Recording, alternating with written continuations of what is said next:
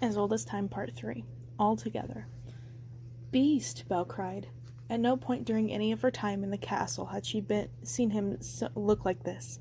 He was slavering, literally slavering foam and spittle coming off his curved ivory teeth. His lips were pulled back, revealing black animal-like gums.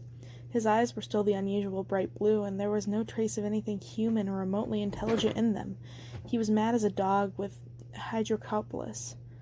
D'Arc got off one shot before the beast landed on his chest, knocking him to the ground, and Belle couldn't tell where the bullet had gone. If it was actually into the beast, he didn't so much as twitch. He crouched on the old man and lifted his claw high, prepared to rend him from limb with the relish of a long-starved lion.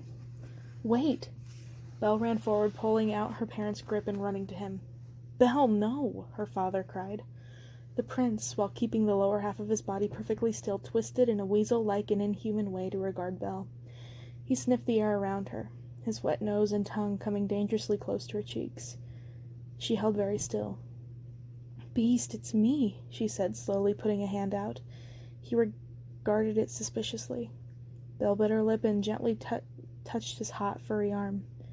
"Remember? It's Belle. I'm Belle. I read you stories." "Belle," the beast said gruffly in a voice that was barely intelligible. D'Arc took what inopportune moment to move, trying to scramble out from underneath his captor. The beast let out a roar and cuffed his prey on the side of his head to silence him. "No," Belle said loudly and firmly. "Stop." The beast growled. "If you kill him, it will make you a murderer, and you aren't a murderer or a beast." He looked at her with large eyes impossible to read. Were they uncomprehending or thinking? His claws twitched. "Come back to me," Belle pleaded.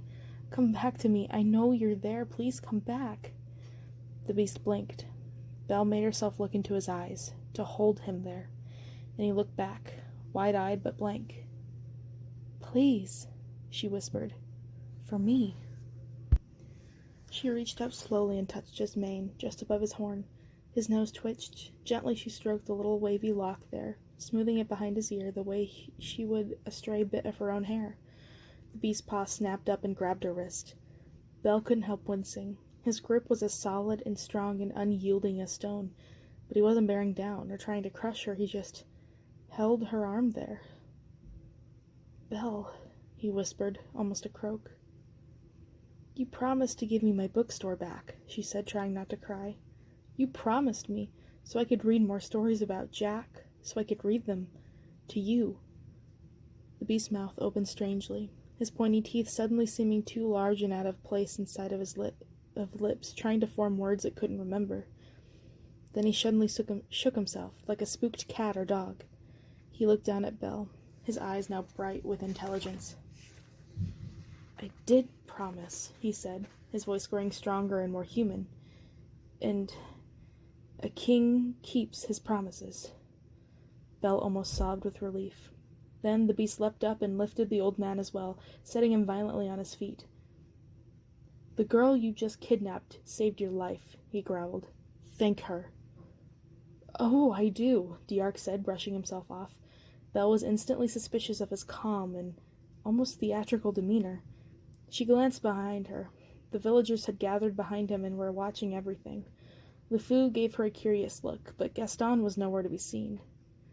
"I thank her very much for her human inclinations toward mercy and pity," the head of the asylum continued, "none of which you, naturally, have."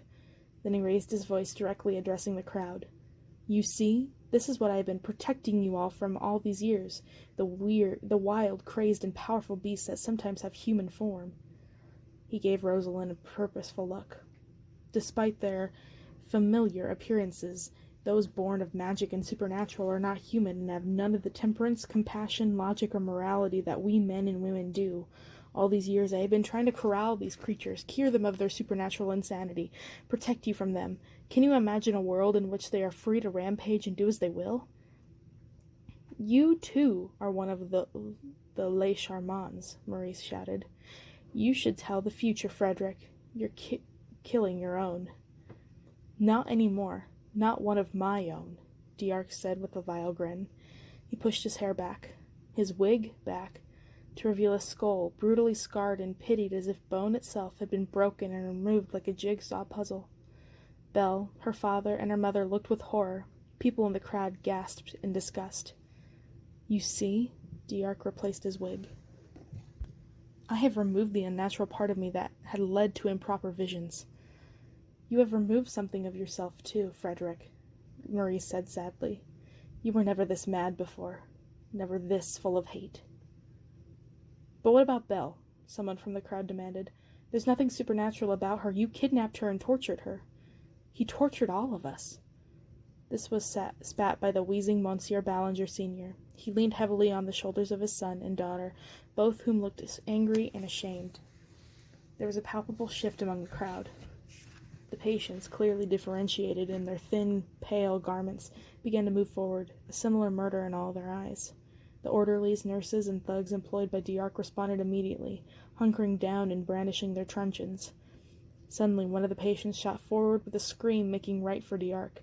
2 orderlies immediately leapt in his way, bringing their clubs down on his back and back with a sickening fleshy thud.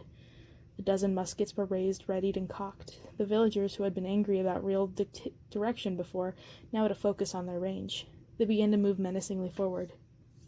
"I warn you, my guards are well trained," Diarc said. "Guards? This is no house for the weak-minded," Monsieur Leclerc said in disgust.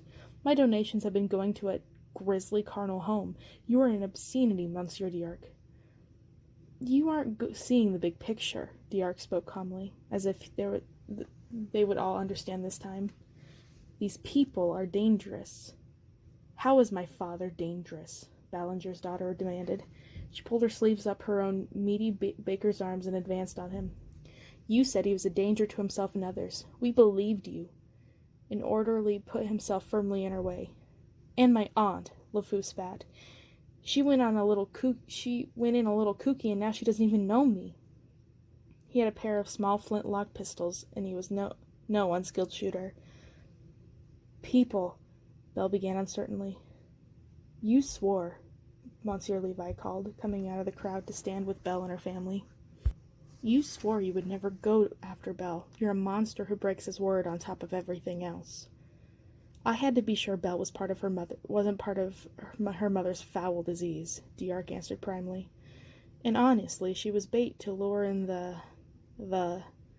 Belle and everyone else waited for him to finish his statement, which was accompanied by a strange, wide-eyed look of surprise in his face. His body jerked oddly. Belle began to pull out of his stomach and into his shirt. He fell forward, revealing Gaston and his dripping hunting machete.